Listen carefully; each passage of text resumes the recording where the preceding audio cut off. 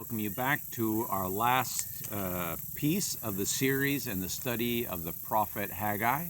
We're going to be reading the last chapter today. If we remember, just to revisit a little bit our story so far, we know that Cyrus the Great made an edict for God's people to return to Jerusalem to begin rebuilding. We know that not a lot of people went back. About 42,000, more or less. They went back with Zerubbabel as their leader. They began by rebuilding the altar where they could do sacrifices. They also began doing the Feast of Tabernacles. Didn't take them long. They started doing the foundation. And of course, we know that that's kind of where our story is at the moment. They've got the foundation done. They've got the walls begun. Their neighbors, who supposedly wanted to help them build in the beginning, have tried to stop them from continuing the build. They've sent emissaries to Darius, who is now king of Persia, trying to stop the building. And of course, God's people had to send emissaries in for the challenge. Most likely, it was much like a court challenge. And so God's people said, look in the archives and find the edict from Cyrus. Darius did that. They found the archives. They found the edict, and Darius allowed the temple to then go forward and be built, to continue being built. We know that Haggai's actually there trying to animate God's people while this is going back and forth in the court system, right before Darius gives the edict for them to continue. Haggai is there trying to animate them. Continue forward. We can do this. God is on our side. Remember, God began this work. Therefore, God will preserve this work. And that's one of the things we need to think of and remember today. The work today in the restoration of the gospel was begun by God. And therefore, He will preserve it until the end. And we just need to have that faith in Him, that strength in Him, to know that He is doing His work. So, if we remember, we're inside of this red period, the fall of Babylon, the return of Zerubbabel, and Haggai coming and animating the people to go forward on the rebuilding of the temple. And it's kind of the generic period that we are in today, in that the restoration began back in April 6, 1830. Well, that's our formation date officially, but we know that all around that period of time was part of the rebuilding and the restoration of the church. We know that people came together, the work began, but we've kind of ended up in this midpoint where we're waiting now. Not necessarily doing everything we can as an entire church. Some doing much, some doing some, and some maybe not doing as much as they could. And that, I'm not saying that to try to judge anyone or hurt anyone's feelings, so to speak, but the very fact is there's a lot of work to do, a lot of the world to get to with the gospel, and we really need all hands on board. And that's kind of what Haggai was saying in the last chapter. If you remember towards the end of the chapter 1, it said that everyone, not just Zerubbabel, not just Joshua, but everyone was on board and began the work. And that's what we need today. We need everyone on board, bringing back the work. And so let's get into Haggai chapter 2, starting with verse 1 through 4. In the 7th month, in the 21st day of the month, came the word of the Lord by the prophet Haggai, saying, Speak now to Zerubbabel, the son of Shealtiel, governor of Judah, and to Joshua, the son of Josadak, the high priest, and to the residue of this people, saying, Who is left among you that saw this house in her first glory? And how do you see it now? Is it not in your eyes in comparison of it as nothing? Yet now be strong, O Zerubbabel, saith the Lord, and be strong, O Joshua, son of Josadak, the high priest, and be strong, all ye people of the land, saith the Lord, and work, for I am with you, saith the Lord of hosts. And so if we remember, going back into what Esther wrote, when they were beginning the foundation and they'd gotten the foundation put in, they'd started a little bit on the walls, and then they had this big get together where they were all happy and praising God for what they had done. But in amongst the group, the more ancient of the people, the elders that were there, the people who maybe were young kids when they were taken from Babylon by Nebuchadnezzar, they're coming back in and they're comparing mentally what Solomon's temple looked like, what they remembered, and what this temple that they're building under Zerubbabel is looking like. And it's not really all that impressive. One was, richly ornate, very visually pleasing. The other, very humble, not necessarily so visually pleasing. And so, God's coming in and he's saying, look, you know and I know that it doesn't look that good to your eyes. Don't sweat it. Verse 4, he says, put your back into it, get to work. I am with you. Be strong, because what you see now, it will be far greater than anything Solomon built. God isn't looking for the gold overlays on the out of the side of the temple. God's not looking for the gold nails that hold the wood together. God's looking for the heart of his people. And when we're looking at the temple of Solomon and we're looking at Zerubbabel's temple and we're thinking, yeah, it doesn't look that great. But God, that doesn't matter to God. Both temples to him were the same because he's looking for his people. And so if the people that are worshiping in Zerubbabel's temple are far more spiritual and far closer to God, then that temple is far more important than Solomon's. That's the way God is, because he looks at our heart, and that's what he wants today. He wants us to put our heart into this. Not that we're looking at the physical outlay of the building, all these material things, but that we're looking at the heart like God is. Verses 5 through 7, according to the word that I covenanted with you when ye came out of Egypt, so my spirit remaineth among you. Fear ye not. Don't be afraid. Get in there and do the work. Especially in this time right now, as I'm recording this, still in the year of the COVID pandemic. It's so easy to have fear. It's so easy to shut yourself up in your room and hide forever. But we can't do that. We've got to get out there and we've got to do God's work. Verse 6, for thus saith the Lord of hosts, yet once it is a little while, and I will shake the heavens and the earth and the sea and the dry land, and I will shake all nations, and the desire of all nations shall come, and I will fill this house with glory, saith the Lord of hosts. And these verses are absolutely critical for us. As we're going through all of our studies, and of course we started in our very first study in the Haggai, refreshing our mind on some passages in Revelations. Revelation 16, 17, 18. And of course it talks about a Babylon that's going to fall. We know that at this time of Haggai, the complete total fall of Babylon is still ahead of them. But we do know that Cyrus the Great came in prior to Haggai and began the conquest of Babylon. It didn't just fall and crumble and become nothing in one day. It was a process. But we know that it began with the Medes and the Persians coming in with Cyrus the Great. They took power and authority in Babylon and the whole area. It became part of the Medes and Persian state. And slowly from that point forward, it was the beginning of the end for Babylon. And so in Revelations, it talks about the fall of Babylon today, that parallel for us. And in chapter 16, when that last vial is poured out on the air, that vial that likely is COVID pandemic, immediately thereafter it talks about this trembling. It talks about this earthquake that divides the holy city in three pieces. It talks about all these things happening. And here we are seeing the same words here.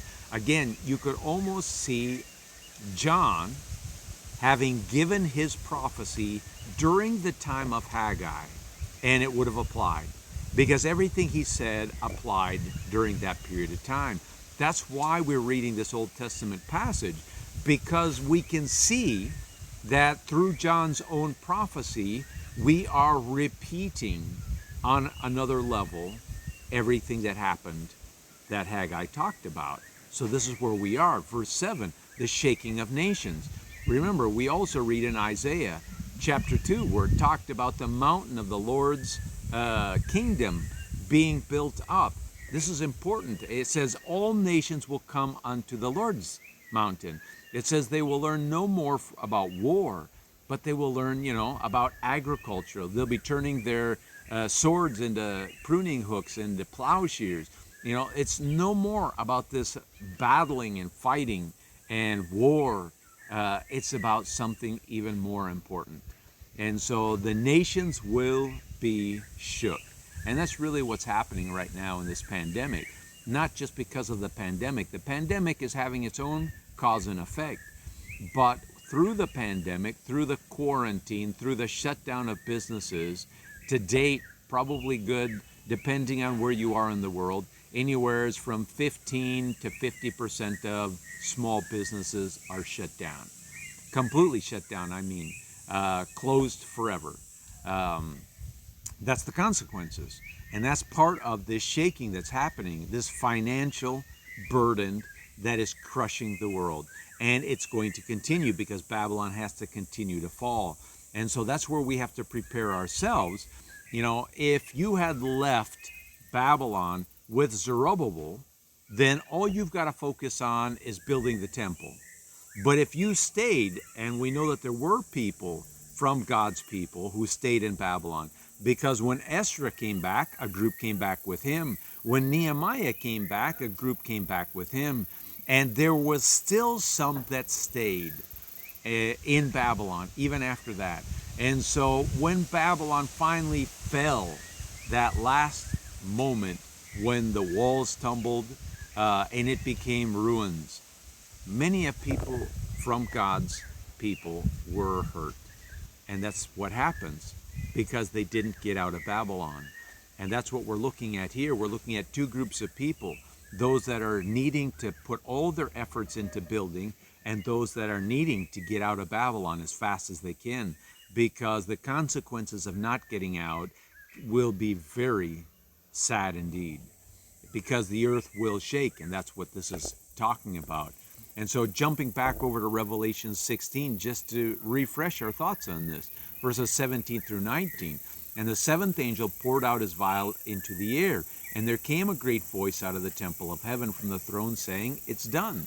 This is the end of a cycle, not the end of all things. This is the end of the cycle. The 7 vials have been poured out. That's important. Now, basically, this is what you might say the finish of chapter 16, the beginning of 17 and 18, the consequences of the last part of chapter 16.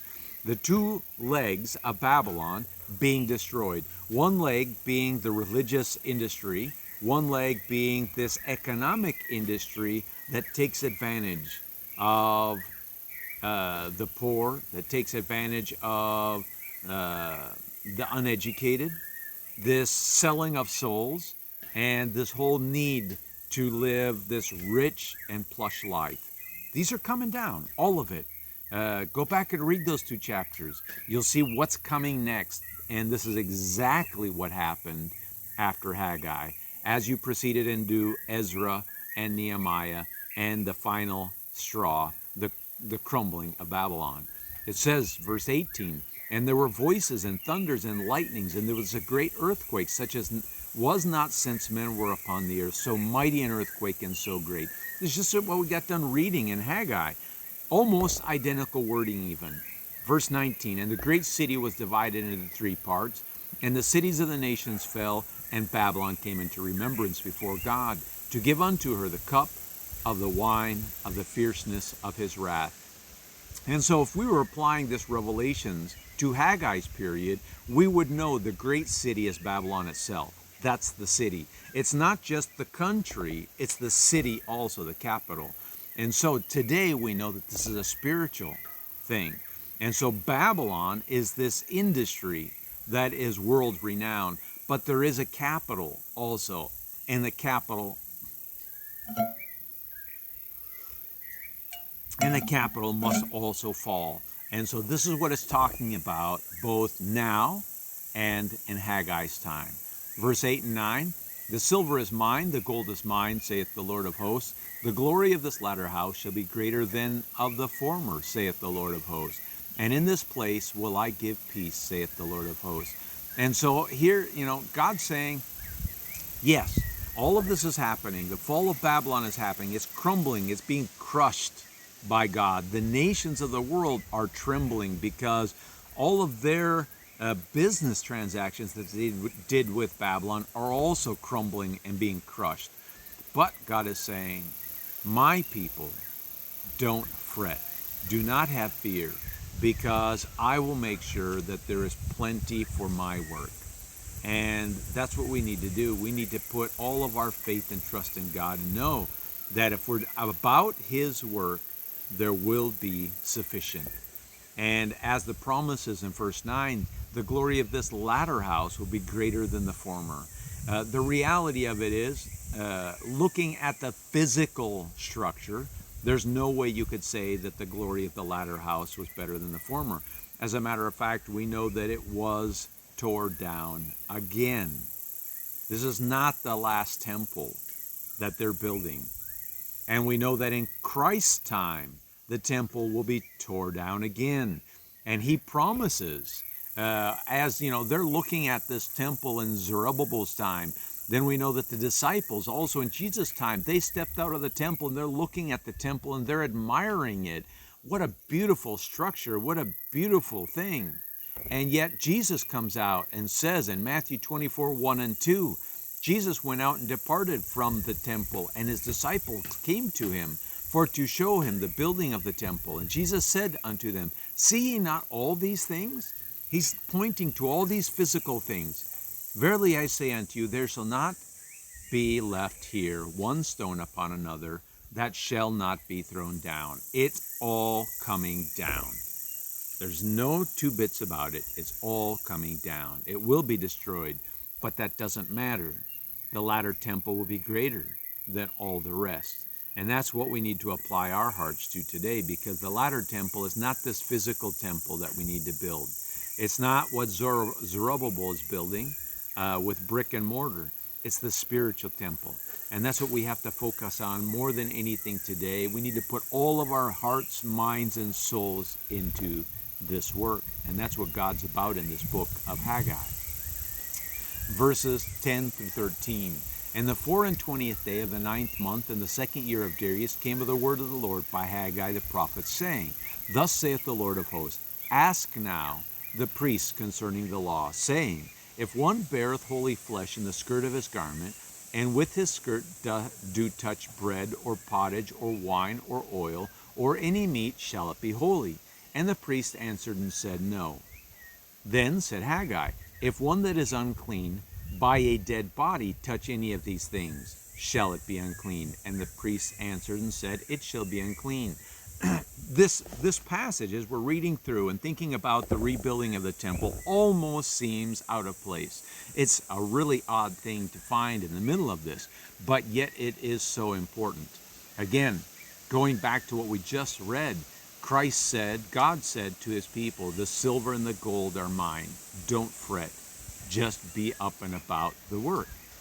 Well, that's easier said than done as humans.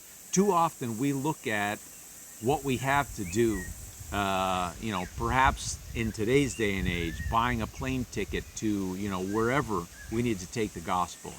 Does it pay to, today, a plane ticket to the other side of the world, from the Americas to Africa, could cost anywhere from $3,000 to $8,000, depending on any given day and depending on the ticket you're buying. What if you just had one or two people over there that wanted to hear the gospel? Would it be worth it? And, how can you ever put a value on a soul?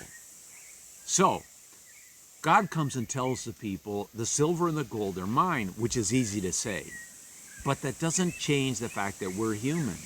And we open up the treasury box, look in and say, well, yeah, God said the silver and gold are his, but he's not putting it in the box. Where is it? You know, how do we proceed with the work if the money's not there? And this is the difficulty we have with our faith in God. And it's a hurdle that we have to get over. It's a hurdle they had to get over. And so what was the problem? Well, when we start looking at our finances and begin imagining that we don't have enough to accomplish what we need to accomplish in our perspective, we start looking for alternatives. We start looking for other ways to do things. Just like in the beginning, in what we read in Esdras, we know that there were neighboring nations that had came in and offered to help build the temple. And I'm sure it was very tempting to take their money.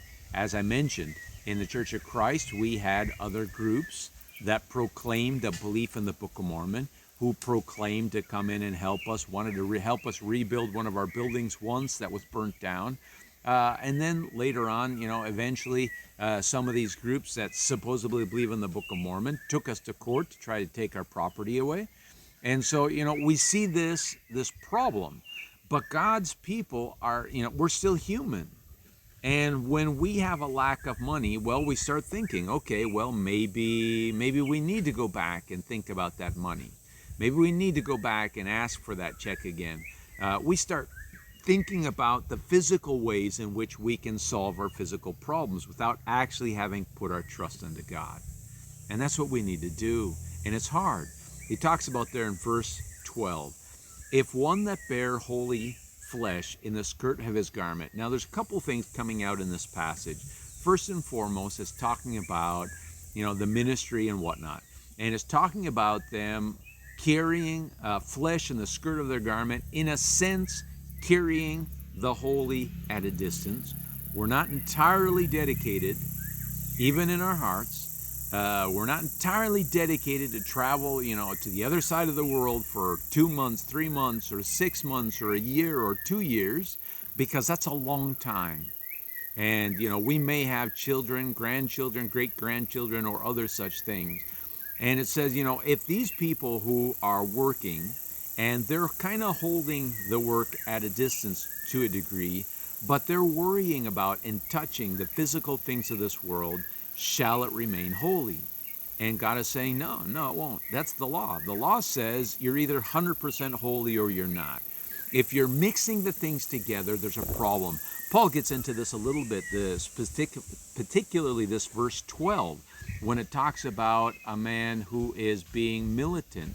And it says a man who is being militant can't be divided. He can't put his focus both in the effort that he's making in his dedication and also the things of this world. You've got to make a choice which one it's going to be. And that's the difficult thing we have. We've got a lot of ministry, even in the Church of Christ, who maybe ought to be out there dedicating good part of their time in the work. And yet they need to provide for their families too. And so there's this difficulty. How do we reach all the people that need to hear the gospel and yet still provide for the people that we need to provide for in our homes and in our families?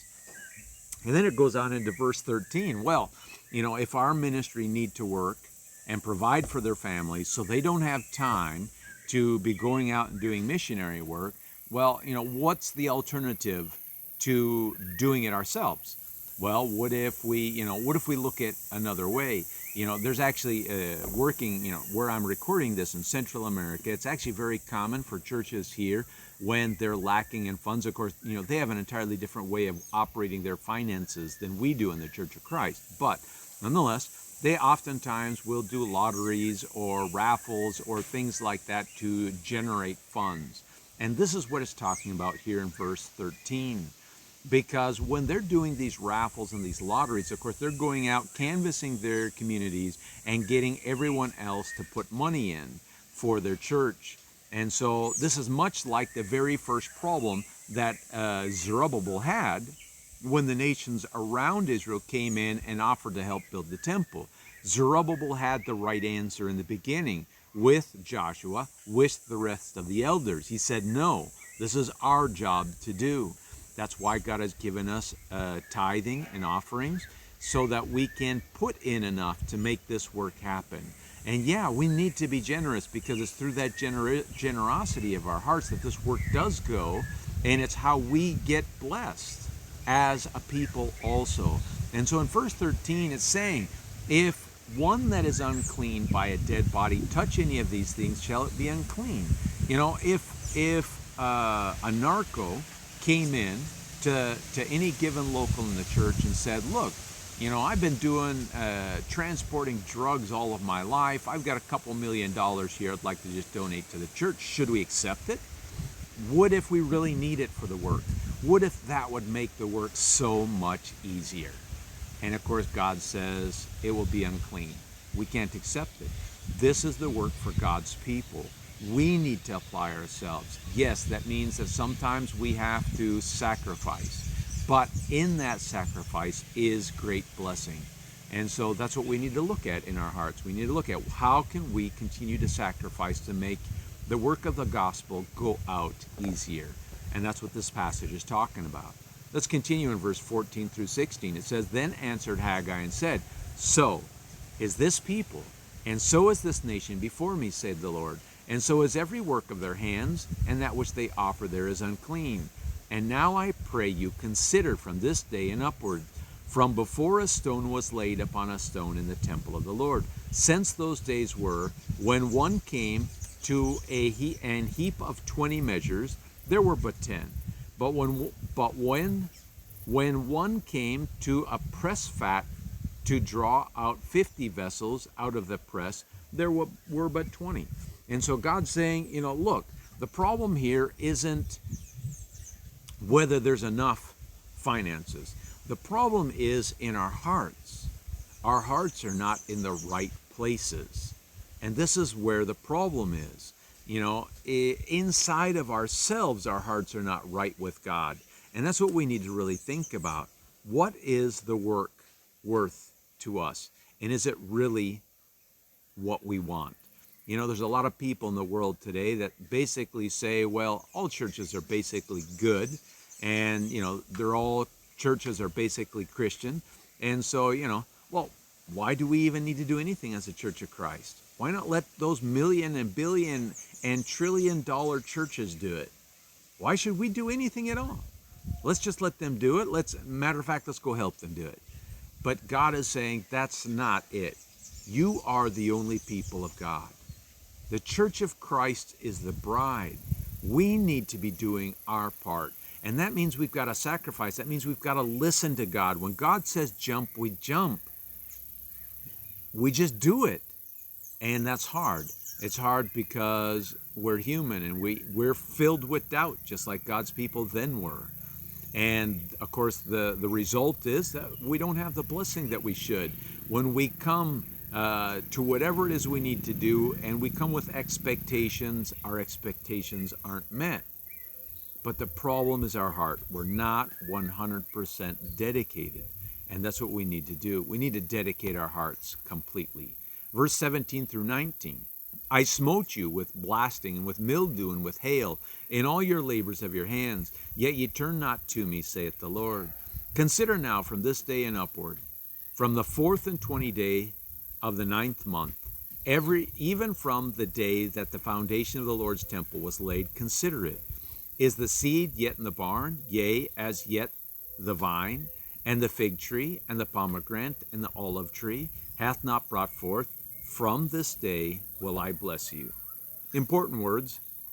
And so we ask, from which day will God bless them? Well, it seems obvious in the passage. It's from verse 18, this day, the 4th and 20th day of the 9th month. But I would say no, because it's never from a date. And nothing like this is so generic. What God looks at again is our heart. And so in verse 17 it said, yet ye turn not to me. That's the key. So when are we blessed? When we turn to him. And so what he's telling them then, look at yourself, consider your ways. And when you turn to me, from this day forward, you will be blessed. And the work will go forward like you cannot imagine. And it's true. When we finally give in to the work of the work of the gospel, and we put our whole into it, it's amazing how things just happen. And everything you need to accomplish what's before you is there. That's the blessing of God. But we need more people doing it. You know, I think about their period of time. They had a small group of people that returned from Babylon to Jerusalem in the time of Zerubbabel. How many of those 42,000 that came back were the kind of professionals that could build a temple? Hard to say. 1% maybe? Who knows? Maybe less than that. The thing is, they still needed to do it, and they needed to do it, which means they had to apply themselves with all their might, mind, and strength. And that's where we are today. We need to be the same people. Verse 20 through 22, and again the word of the Lord came unto Haggai in the 24th day of the month, saying, Speak to Zerubbabel, governor of Judah, saying, I will shake the heavens and the earth, and I will overthrow the throne of kingdoms, and I will destroy the strength of the kingdoms of the heathen. And I will overthrow the chariots and those that ride in them, and the horses and their riders shall come down, every one by the sword of his brother. What powerful promise. And of course, as we were already speaking of the book of Revelations, if you go into chapter 17 and chapter 18, you'll see that this is exactly what God is talking about. And of course, a very good parallel to that are the last 20 or so verses in 3rd Nephi chapter 9, where you will see a very similar thing happening. Same types of words and promises. This is the moment that God is bringing everything down. And so what do we need to be doing? Well, we can just stand around playing, tiddlywinks, so to speak, or we can put our shoulder to the plow and not look back. We can apply ourselves to building up the kingdom of God while the kingdoms of this world fall. Verse 23,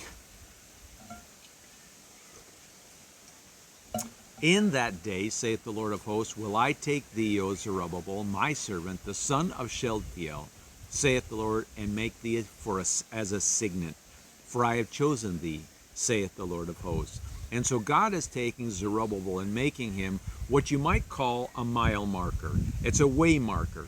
And essentially what it is to give people an idea where you are prophetically. And of course, the reason why God can make Zerubbabel a way marker isn't so much for God's people during Haggai's time.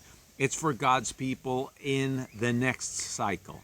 Because we keep doing this cycle. This is not a new thing. And, when it will end completely, probably not till after the millennium and the new heavens and the new earth. That's just a guess. And I'm not even sure what's going to happen on that 8th day. But the important thing is Zerubbabel is a marker, a time marker, a prophetic time marker. And if we look at that period of time, which is why we're reading this study on Haggai and part of Ezra, is so that we can see this mile marker, and we can look at our own period of time and say, okay, this is where we are at prophetically. Now, where do we need to get? And that's what we need to be focusing on. We need to put all of our energies into building this latter-day temple, which is not a brick and mortar building. It's a spiritual building. We need people willing to go out and risk life and limb, risk strange diseases, malaria, dysentery, Ebola, dengue, and even COVID, risking life and limb, not just for those things, the possibility of being shot at, the possibility of being robbed, whatever it is, we need people willing to risk and take the gospel out. There are a lot of people crying out for the truth today. They need it. They want it. And all we need is people to take it. We need people dedicated to this adventure of building the temple of Jesus Christ in these latter days. And I hope that this will inspire you, this study. I hope it will draw you in and maybe make you think about how you can commit just a little bit more to building the kingdom of God. And I hope that you're well blessed in everything you're doing today. May this study be a blessing to you also. God bless.